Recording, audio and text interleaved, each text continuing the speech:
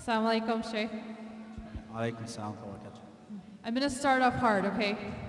So, when it comes to rights of the in laws, Say that again, I'm sorry. brothers, we are asking questions. Okay, when it comes to the rights of the in laws, can you please go over how much a daughter in law is expected per Quran Sunnah to do on behalf of her in laws? In-laws, what you mean the father and the mother? Father in law, or- mother in law, sister in law, Okay. brother in law. طيب. جزاكم الله خير. It's a question that is repeated in every community, and sisters, you have the right to ask that. So, Bismillah, alhamdulillah, wa salatu wa salam ala Rasulillah sallallahu alayhi wa sallam. So, when we talk about the rights for the woman to serve her in-laws, let's say talk about the father-in-law or mother-in-law, there is not a like one clear and cut rule about doing it, right? And she's not obligated to serve the father and the mother and the sister and the brother, whatever the in-laws is. But if you're saying that she's like the mother-in-law, she's visiting or she's staying and she has an agreement with her spouse, with her husband about having them in their house or even an in-law suite close to them, right? If they have a kind of agreement about helping and supporting the parents, that's okay. But the main rule here, she is not obligated to serve the mother-in-law or the father-in-law. Even one of the questions I came across recently, and one of the scholars was saying, she's not obligated to do any of these things, but if she does it, she will get great reward from Allah subhanahu wa ta'ala for it. And the husband doesn't have to force or some people they use the weapon of religion. And they say, hey, you're not honoring my parents, you're not honoring the religion or the deen. Even some scholars said she's not obligated to serve her husband, right? And they go with that, but even that's a question, or it will have a lot of like issues around it. Like the man has to provide for the family, so the woman also should take care of the family. Like by the Quran and Sunnah, she's not obligated to that. So again, the relationship should be based on respect, understanding, communication, and agreement, and no one should use the religion as a weapon to force the woman to do something that she is not required by the religion to do it. She required to listen to her husband? Yes. When it comes to understanding and communication, not to tell her something that she doesn't want to do it or something against the religion or the deen. Jazakallah khair. I have a follow-up. So you mentioned the agreed upon for his parents to come stay. Right. Can he invite his parents over without her knowing? Like to come stay? Okay. So the relationship between the husband and the wife, Allah subhanahu wa ta'ala said, وَعَاشِرُهُنَّ بِالْمَعْرُوفِ. Right? عَاشِرُهُنَّ بِالْمَعْرُوف. Live with them with kindness, with respect, with compassion, right? And when we talk about the house for the husband and wife, both of them, they are partners. And they should consult with one another, even with inviting someone, even the parents, right? Because now, let's talk if we're not talking about it even from a religious perspective. He's inviting his parents or she's inviting her parents without consulting with them. That could be something if they are not agreed upon from the beginning, they don't have an understanding, it can cause to some problems, right? And the problems should be avoided from the beginning by having that clear communication about it. So he should consult with his wife, at least engage her in that conversation and engage her. She's like preparing herself and preparing the house. But if he's just inviting them, imagine how the wife will be upset about bringing someone, even the parents, without realizing.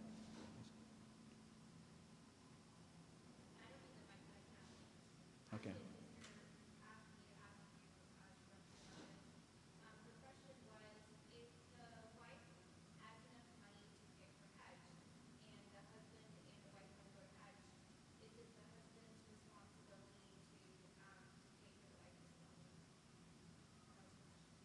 does the husband have the money to support? And the wife has the money as well. Okay. So when it comes to performing the Hajj, that's obligatory. That's the fifth pillar of Islam. The husband has to provide for the necessities of living, right? The homes, provide for housing, providing for food. But if he has the money to provide, to pay for her Hajj,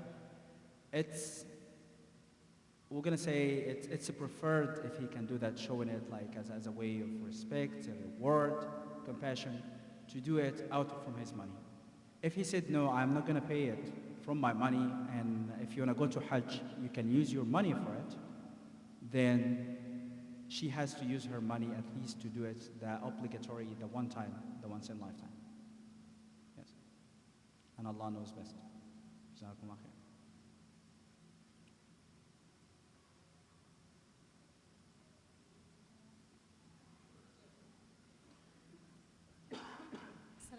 Alaykum salam. I have a question. Yes, It's not for women, or it can be for women, but it's mainly I have been asking this question from my daughter. So she's still kid, but she was asking me about extension, like hair extension and like the nail to add, like something over the nail and stuff. So it's like for me, like alhamdulillah, I'm with hijab, so I want to do that as a fitna and go outside. But she was asking me, but I have some Muslim friends and they are letting them do that. So I want to know what is the fiqh point regarding that. Is that okay since she's scared, but it's haram if she gets older, or it's haram at all? Okay. So the question would be like, how old she, if she is a baligha or not, did she reach the puberty?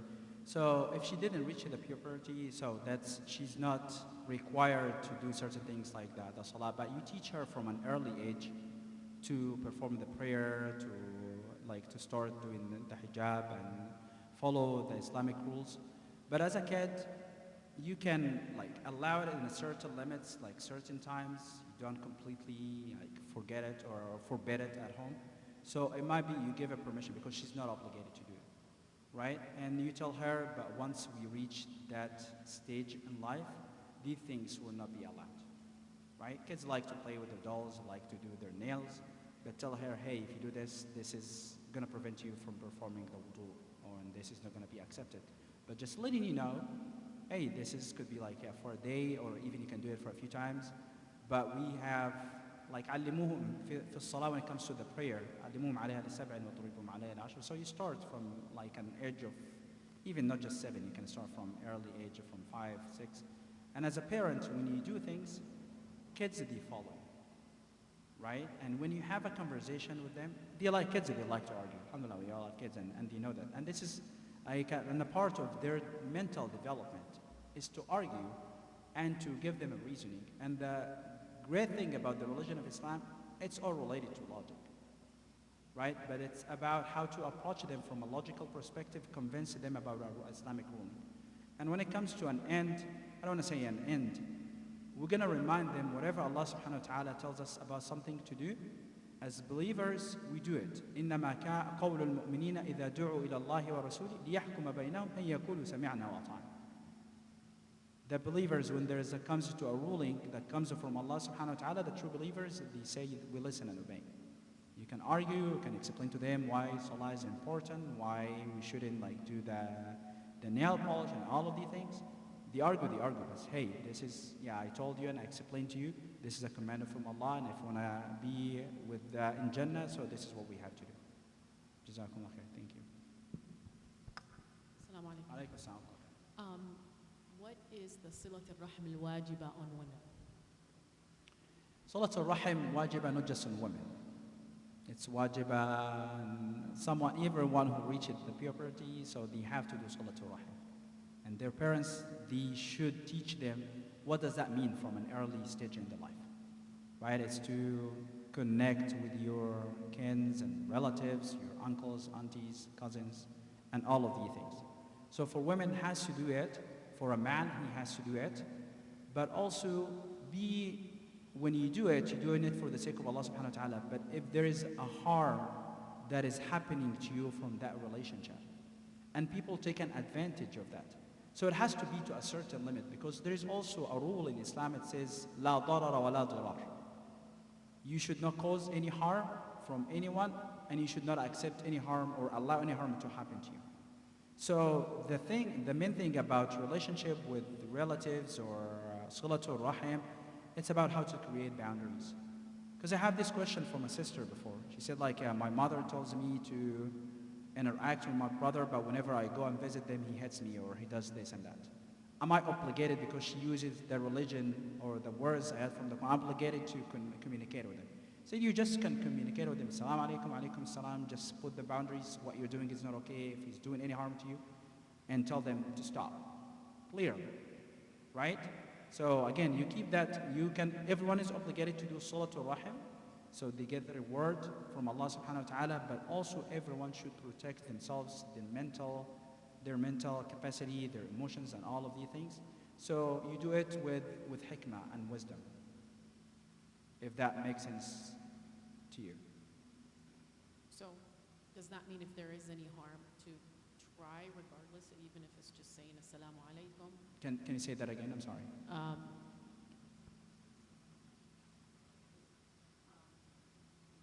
Yes, I can. You get the microphone closer to your mouth so I can hear you better, inshallah.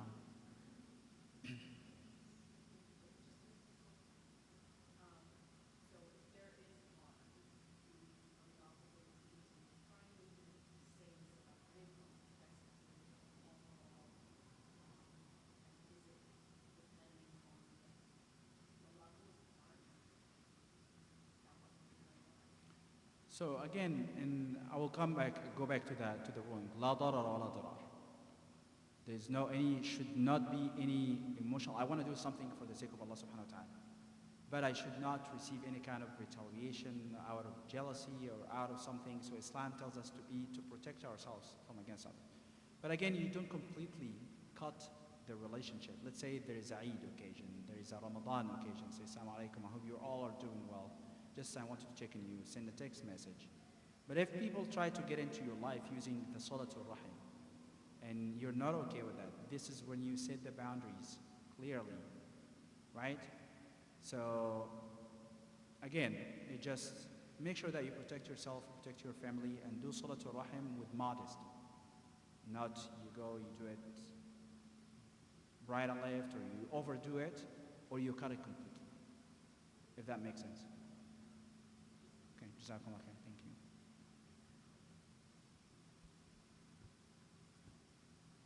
Along those lines, so Silatul Rahim, for some cultures, Silatul Rahim is defined as extended family members, second cousins, your mom's second cousin, your dad's fourth cousin. It's like from a Islam perspective, how do you narrow that? Or what is really Silatul Rahim and what is extended Silatul Rahim, if there's such a thing? Where do you draw the line? Okay, that's a good question. First, you start with your parents, right? You start with your siblings. You start with your cousins. If you know the cousins of the cousins, it's okay to connect with them, but if you don't connect with them, or at least to check with them every once in a while, that is okay. So there is no limit. It's not limited by a specific the relationship, because in certain culture you're gonna see the extended. I grew up in a big family. I used to see a lot of people in my grandma's kids. Everyone we go and see theirs. If he's a man, he's a khalo, right? Just khalo is the uncle from the mother side. Yeah, Tita, wallah, I have never seen that person in my entire life. No, he's the cousin of the cousin of the cousin of your cousin. Okay, thank you. These people, they used to come and visit my grandma. So you get reward for things that we do it with good intentions, right? But if you're talking about the al-aqrabuna awla bil ma'ruf, you're talking about the relationship that's a Salatul Rahim, no, it should be with the closest people to you. Parents, children, grandchildren, maybe uncles or aunts. But again, make sure that there is no darar or there is no darar. There is no harm that is happening on both sides as well. Okay, Jazakumullah khair.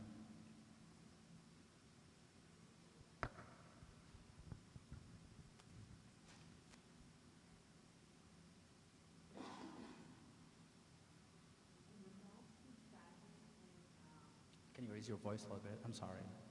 Yeah, I'm sorry. Just get the mic closer to your mouth so I can hear.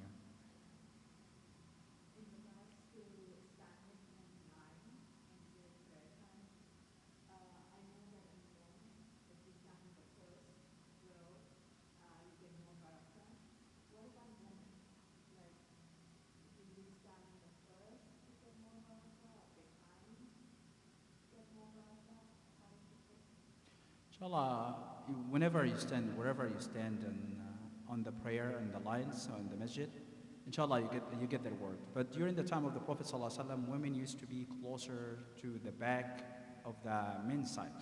So they were like maybe advised to stay away from that, from the first line because it's close to the men's side. And men were also advised to stay away from the back lines and stay and get closer to the first lines.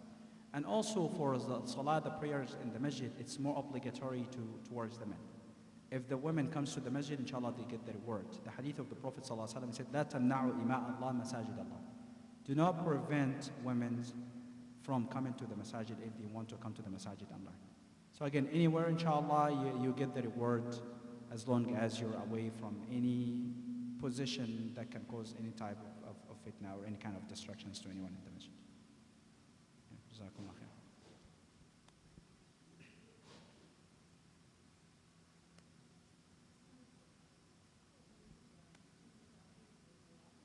Assalamu alaikum.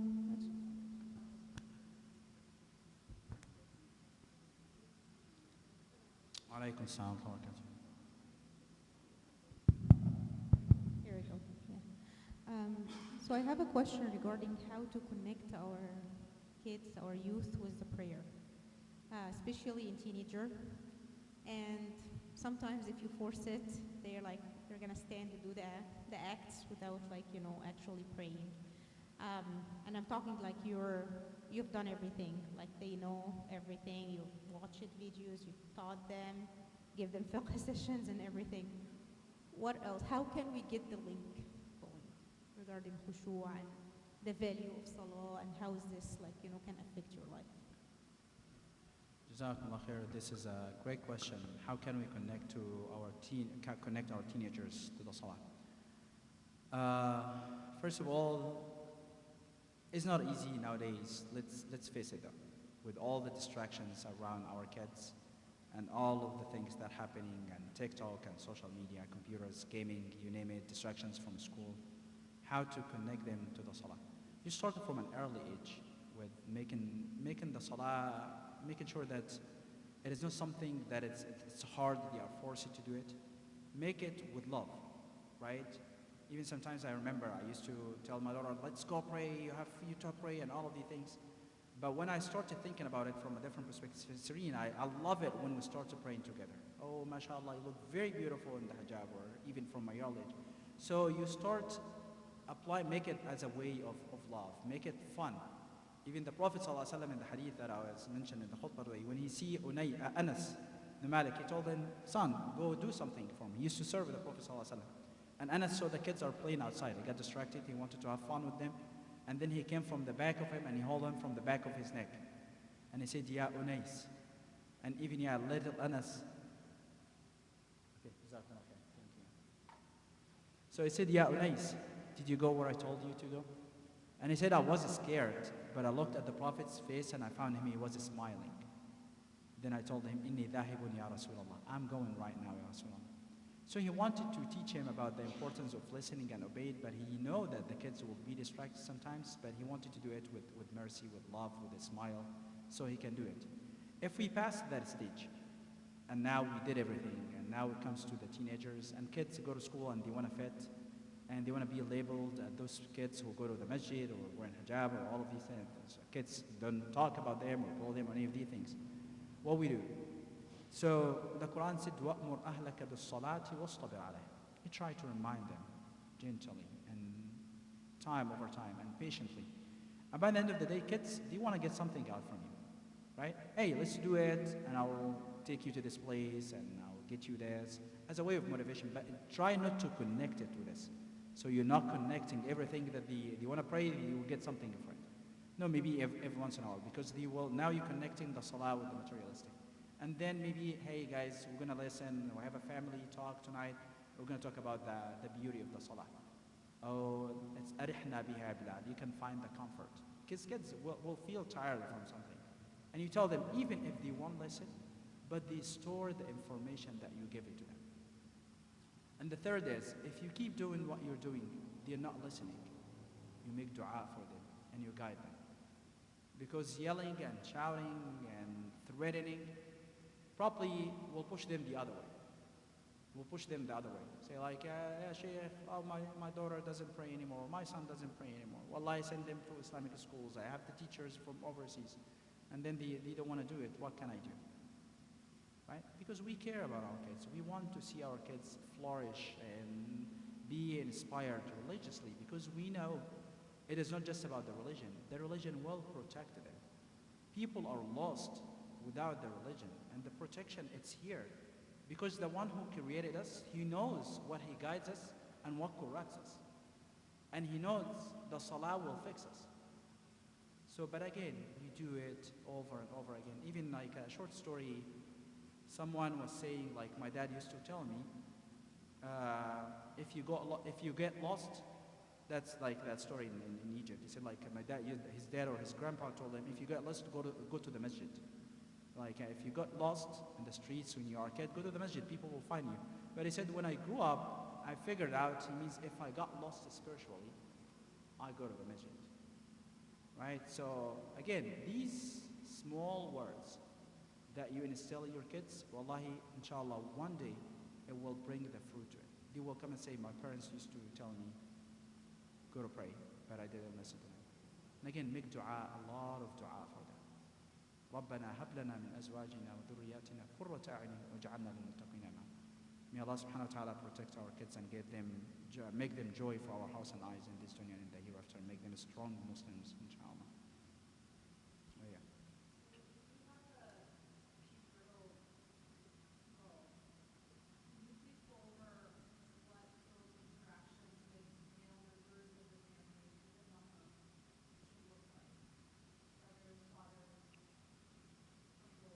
Right. So when the girl reaches the puberty, now we understand she's not a child anymore. But you should not wait until she reaches that age to teach her about what she needs to cover and what needs to not to be covered. Right? She should wear appropriate clothes even from an earlier age. It's be like 5, 6, 7 years old. As they grow, they start cover more and more. Right? What they can show, maybe their arms can be shown. Like the awra should be like covered, like could be the arms and could be from the knees and under. That could be shown in front of her siblings or parents. But again, even sometimes you have some clothes that they cover all these parts, but they are very tight. And this is not the aspect of hijab. The aspect of hijab is not to describe and not to show what's under the skin. Even it's very light and it can show the skin and say like, I'm covering everything. No. So for these things, she can show her hair, of course, for that. Even if the little one, the teenager, she's putting some makeup, she doesn't have to overdo it, right? SubhanAllah, the way Allah created girls, it's just like they like to beautify themselves. Allah subhanahu wa ta'ala created them, and this is for hikmah, for a reason, for wisdom, right? They like to look beautiful, right? But at the same thing, we teach them modesty, even in front of the parents, or even when it comes, like tell them from an early age, if someone touches you, even your brother or your dad or all of these things, no, you tell them like this is not okay, you go talk to my dad or mom, and you teach the other kids, you have a conversation about that, so they know how to stand for themselves, how to protect themselves. Because may Allah protect all of us. Nowadays, you don't know what the harm could come from. But again, you start teaching the girls from an early age about modesty and about their body and what is appropriate and what is not appropriate for them. What about like sitting on laps, for example, your father, or being in the same bed as your brother? The Prophet ﷺ said, فَرِّقُوا بَيْنَهُمْ فِي الْمَضَاجِعِ. You have to make separations whenever it comes to bed. Right? Even in the hadith, يَطْرُبُهُمْ عَلَىٰ وَفَرِّقُوا بَيْنَهُمْ فِي الْمَضَاجِعِ. The kids, they grow as long as you know, like, what is the age. Even 6, 7 years old, you might feel this is okay. Some other families, no, they grow up so fast that they have, like, their body starts shaping differently. And this is the time when you start doing it. Tell them to stay away. If a girl, a teenager, is staying in bed with a 3-year-old brother or something, there's nothing problem. There is nothing wrong with that. But a father staying in bed or sleeping with a teenager, a girl, no, they shouldn't do that. They should stay away from that. In Islam, there is a rule, say, like, al-wuqaya khayrun min al-ilaj, or even that's a proper statement. It says protection is much better than dealing with the consequences. Yeah, so again, be smart, because may Allah protect our families. We hear things, even Muslim communities, that they are not great. But now we come to question the parents, where were you? Say, man, that was her father, that was her mother, or his mother, all of these things. No, even sometimes the shaitan ينزغ بينهم وكل عبادي يقول التي هي أحسن. Allah subhanahu wa ta'ala said, tell my servants to say the right thing, say the best thing, but also remember that the shaitan ينزغ بينهم إن الشيطان ينزغ بينهم. The shaitan sends his inclinations, whispers, and he tries to create all these problems even within the family members. As a way to protect our kids, have conversation, educate them, have sessions with them, send them with the groups that they can learn from one of the sisters in the community, can have better understanding about how girls can protect themselves, stand up for themselves, what parts they should cover, what parts should not be covered in front of anyone. So teach them the meaning of the awra, start at an early age, like what should be covered, all of the things. And the mother should be a role model for that. Because kids, they follow.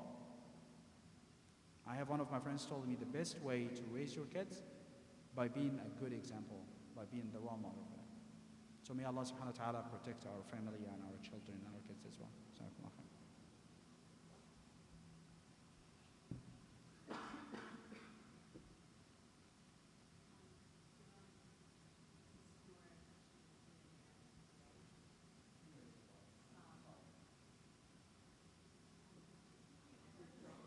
Closer.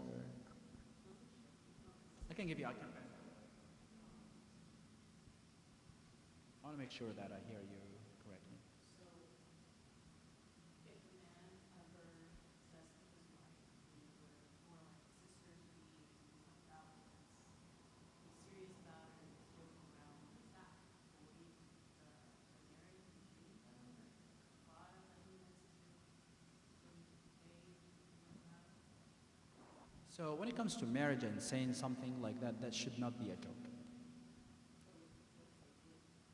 Okay, so first, it shouldn't be jokes about it, right? Because you're causing some harm, you're hurting the wife emotionally, and you cause a lot of problems. And Islam asks you, وَكُلِّ عِبَادِي يَقُولُ الَّتِي always say the good thing. If it happened back in the day, people before Islam used to tell their wives, أَنْتِ عَلَيَّ كَظَهْرِ أُمِّي. You're for me like the back of my mother, which means I cannot touch you. Until Islam came and annihilated that ruling and said, no, this is not accepted. Either if there is something going on and you want to follow, you want to pass the rule of divorce, the divorce, these are the steps that you need to do. So if he did this, he has to make istighfar or has to make tawbah for it. But if he meant divorce for it, that's an issue, that's a problem. Because sometimes talaq or divorce can happen whether you use the word, I divorce you directly, or I use some words that refers to divorce, and that's based on the intention. So the man should be asked, did you mean divorce? Or just did you mean that you were, okay, I don't want to be with you in bed anymore? So if he did this, and it doesn't mean divorce, so he has to make a tawbah to Allah subhanahu wa ta'ala. Even sometimes we tell people, like as a way for discipline, give sadaqah for something, even could be something big. But if he meant divorce, that could be considered a divorce, but he has to consult it with one of the scholars and see, like, was he angry or like the status, so a lot of other factors can come into it. Okay, jazakallah khair, thank you. Sure, yeah. If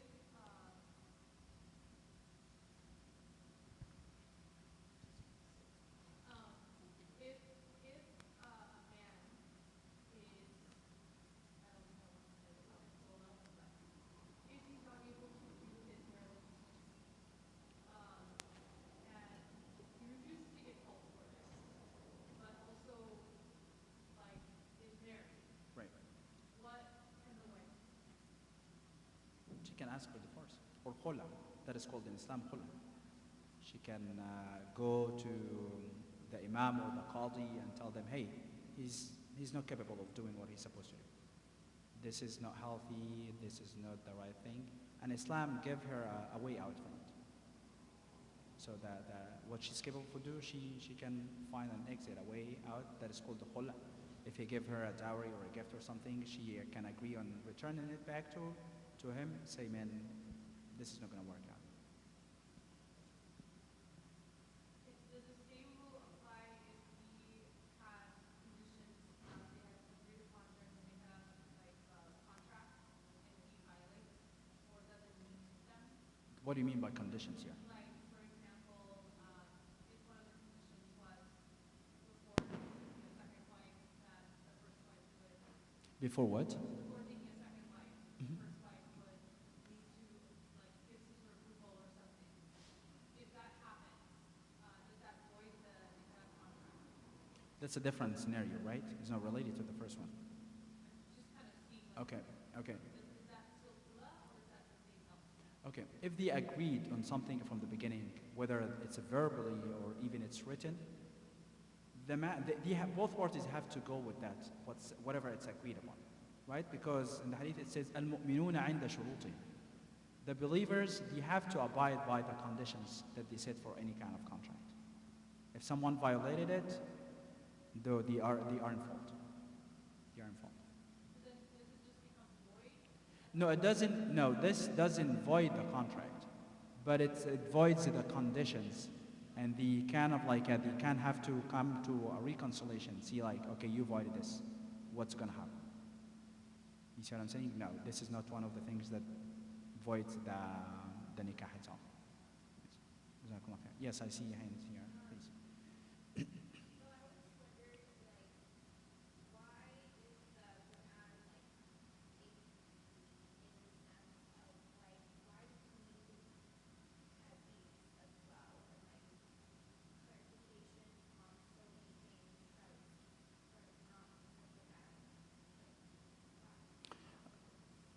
Okay. So that's a good question. First of all, we cannot say the Quran is incomplete. The Quran is complete, and the Prophet ﷺ said, "Al-yawma akmaltu lakum dinakum." I fulfilled your religion. وَأَتْمَمْتُ عَلَيْكُمْ. I completed your religion. وَأَتْمَمْتُ عَلَيْكُمْ نِعْمَتِي. And I fulfilled my blessings upon you. وَرَضِيتُ لَكُمْ الْإِسْلَامَ دِينًا. And I accepted Islam as your religion. So when we look at the Quran itself, the way it was revealed, it was not revealed at one time to give like specific rulings about something and then that's it. No, the Quran came to in different situations related to the life of the Prophet ﷺ. Or people come and ask him about something. وَيَسْأَلُونَكَ عَنِ الرُّوحِ. They will come and ask you about the soul. So the Quran and the Sirah and the Hadith, they are connected to each other, right? Because one ayah will be revealed, and then the Sahaba or even some of the companions, they will understand the meaning of it differently, or they don't know the clear meaning. But one of the companions will come and say, "Oh, I witnessed the Prophet ﷺ said that when this ayah was revealed." I'll give you an example, like the story of Aisha radiallahu anha, when people accused her of having a relationship outside of marriage, right? The story is mentioned in the Quran, but the Hadith explained it further and further and told us like what is exactly what was happening. So the Quran, Allah subhanahu wa ta'ala said in the Quran, وَقُرْآنًا فَرَقْنَاهُ in Surah Al-Furqan, وَقُرْآنًا فَرَقْنَاهُ لِتَقْرَأَهُ عَلَى النَّاسِ عَلَى مُكْثٍ. The Quran didn't come like as one piece, a big piece, but it came in different occasions. So you can read it quietly to people. وَنَزَّلْنَاهُ تَنزِيلًا. Even we sent it down to people so they can learn from it. So again, it is not incomplete, it's complete. But the hadith is explaining a lot of things that were revealed in the Quran due to certain incidents or situations that happened during the lifetime of the Prophet sallallahu alaihi wasallam. Jazakumullah khair. Yes. تفضلي.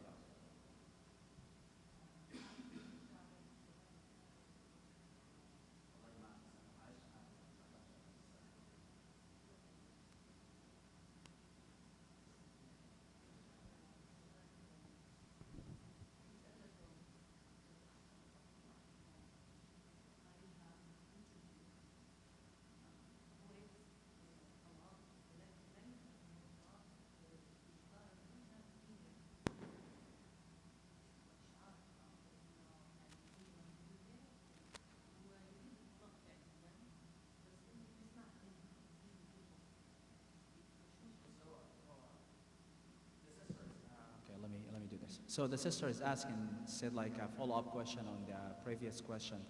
If the man told his wife, "You're like my sister," and he means divorce, but he hides that intention from her. He wants like like abusing her emotionally, so she can be the one who's asking for the divorce. Right? So that's your question is, or السؤال بتاع حضرتك هل الطلاق يقع ولا لا يقع؟ طيب the divorce will happen يعني هو الطلاق يقع if he has the intention إن هو يطلقها. فأجين إن هو كمان يعني we have to get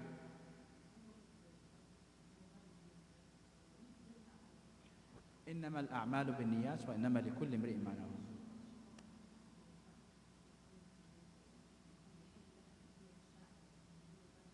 He has to, يعني هو لازم يقول لها إذا كان نوى الطلاق ولا نوى الطلاق ويكون تقضي يعني ليها العدة بتاعتها. فإذا كان إن هو نوى الطلاق ولا يظهر الطلاق فيقع الطلاق لأنه يقع بالنية. هي تظل في البيت حتى لو هو في عدة بتقضي العدة بتاعتها. وبتقضيها في البيت مفيش مشكلة خالص، لكن لو ما رجعهاش في العدة كده بتحسب عليها طلقة وبعدين لازم ما ينفعش يرجعها إلا لو كان إن هو بعد كده بعض العلماء قال إن هو عقد جديد ومهر جديد. ده من قالة عدته. خلاص إذا أقر يقع الطلاق. إنما الأعمال بالنيات يعني actions are based on intentions not just by words. لكن هو بيعذبها يعني ده يعني it's extra يعني ده ذنب أكثر يعني ذنب أكبر يعني ذنب النبي يعذبها يعني بأمان يعني in that situation خليك راجل يعني tell her مش عايز وإن يتفرق يغني الله كل من سعته وكان الله واسعا حكيما. لكن إن هو you create more abuse emotionally and like by telling her you're divorced and you're manipulating her emotions. لكن الله سبحانه وتعالى يعلم خائنة الأعين وما تخفي الصدور. فهو he has to be careful with what he's saying and not manipulate or abuse them emotionally or anything. But if he meant the divorce, that could happen. And again, and I will advise them to consult. This is not just a question and an answer here, but I'll advise them to go and discuss it with a scholar, knows the situation very clearly about what happened and his mind status and all of these things. Wallahu a'lam.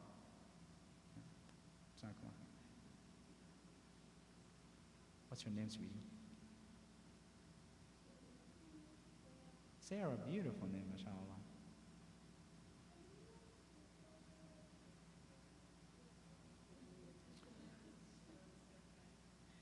Okay.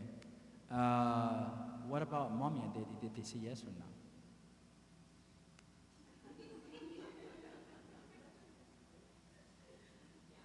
Okay.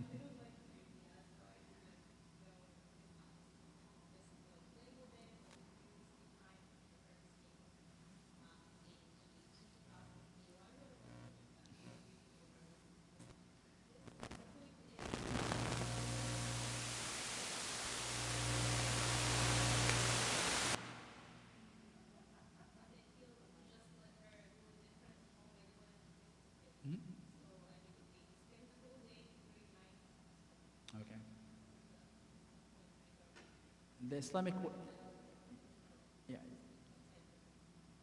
No, for little ones or even for women. For little ones, you gotta, even you trust the families and all of the things. Again, it's different. It's different from a family to another. But I see what you're talking about. I want my kids not to have that thing happening because if I open the doors for it, they might tell me, okay, this is a great family and I want to go sleep over. No, some people, they prefer, no, I close the doors from the beginning. No, sweetie, you can go and spend the whole day, have fun with them, but no, I'm totally against sleepover. It's part of the culture here, but again, sometimes it's safe, other times it's not safe. And you open the door, sometimes it's hard to close them.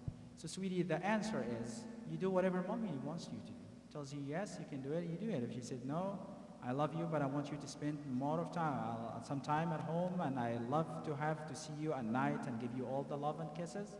You just do that. I want to see you in the morning too, right? So because the best thing that we do when we listen to our parents and follow what they're telling us to. Okay? I wish if I have more candy, but this little assistant imam here, he took all of the candy from me.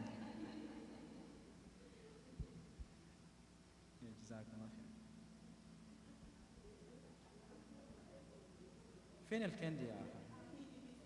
Oh, no, I found one. I'm sorry. I found one here. Other questions before we close out? Okay, please. Sarah, would you like to take this candy? It's $5. Can you give $5 from mommy and give it? It's okay. Yes, please. يا لو سمحت يا please please please please you stay. Okay. Her husband, please stay outside. Alaikum assalam wa barakatuh. He's out? Can we send someone? Okay.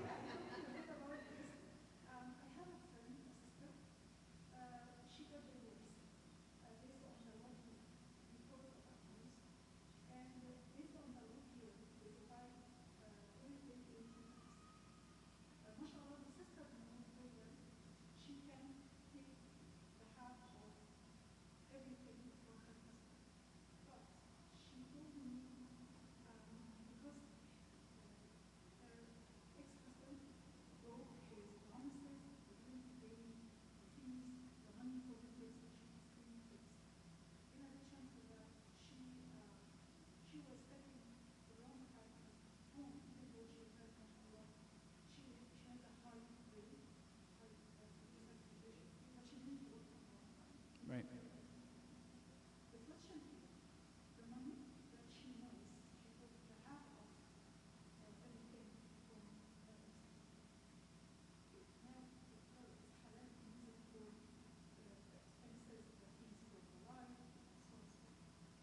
Okay. You're talking about the money that she took half of it from her ex-husband. Can she use it for her life expenses? If this money was agreed upon to be taken, whether he is not يعني مش مسامح. he's not approving it. Yeah, the point is, subhanallah, يعني this is one of the point is, even mashallah, the brother usually came to the masjid.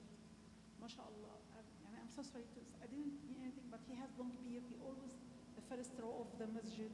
But when they got in troubles, he didn't want, first of all, he didn't want to get divorced here, he wanted to take her Overseas. out. Okay. So they went back to their country. Mhm.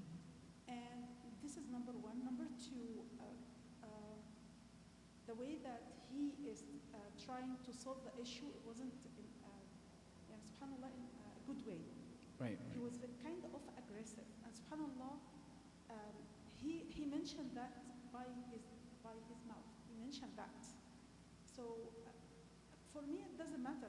The point is for the sister about the money she took from him. And she knows very well this money. This is not her right. Yeah, but the point is she used it because now she has renting, she has expenses, she has car, she has gases, she dropped the 3 kids to the school. She doing Right. everything by herself. And she is not working. She tried to work from home. Okay. So to take the money, and we understand the situation here in the U.S. with the whatever you leave, because if you tell a wife or a woman that you've been married to her for 10 years, and you agreed on giving her a dowry, maybe like $1,000, that was 10 years, right? And then it comes to the situation today that this $1,000 is not going to make anything and it's not going to help her live her life. So some scholars, they would say we go by the ruling of the court. Even some people, when they get married, they say like, we got married in the court. And they go to the imam, they say like, that's obligated, that we'll consider it as an Islamic, but it's preferred to go and do that in the masjid as well. So if there is injustice that is happening to her, and this is like, it will help her with the covering and covering the expenses that she's doing, and she didn't take anything extra, it's just to make her living an honorable life, and the judge, like that was the rule of the judge, some scholars said like, we will go with that ruling of the judge. Because here, it might say like, it's not fair now that she is taking that money like that, whatever amount that he agreed upon her, and that was overseas, and they're not living overseas here today. So again, it's all about justice. And if she's not, again, just overdoing it, she's just like for her family, for the things, and the judge approved it, that could be like a money that she can spend on her like main expenses. Not just taking extra money from him, and she knows this is not her right to go for a cruise to the Bahamas or something like that. You see what I'm saying? And Allah knows best about that. Yeah. Oh, yeah. Jazakumullah khair. So that was final question? We're gonna conclude with that. We're gonna conclude with that similar question. You promise? Okay. Because yeah, people here like their guests. They want to just like take every single breath out from them. But alhamdulillah, jazakumullah khair.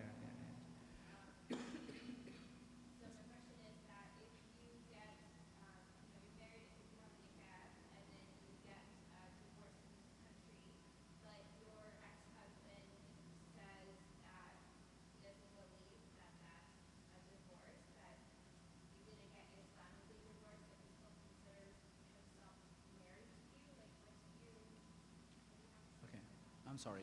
Start. If the husband divorces the woman, where can you say it again? I'm sorry. Yes. Okay.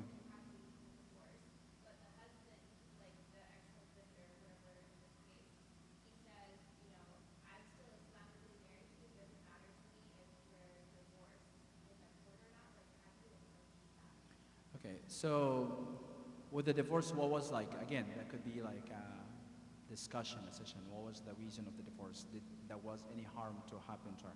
Because now we want to open the doors. Any woman can wake up in the morning, her husband didn't get her a gift in the Valentine's Day, so she will go to the court and say, hey, he doesn't love me anymore, I want to get a divorce, I want to follow the procedures. You see what I'm saying? So it has to be like, what was the reason? What was the ruling for it?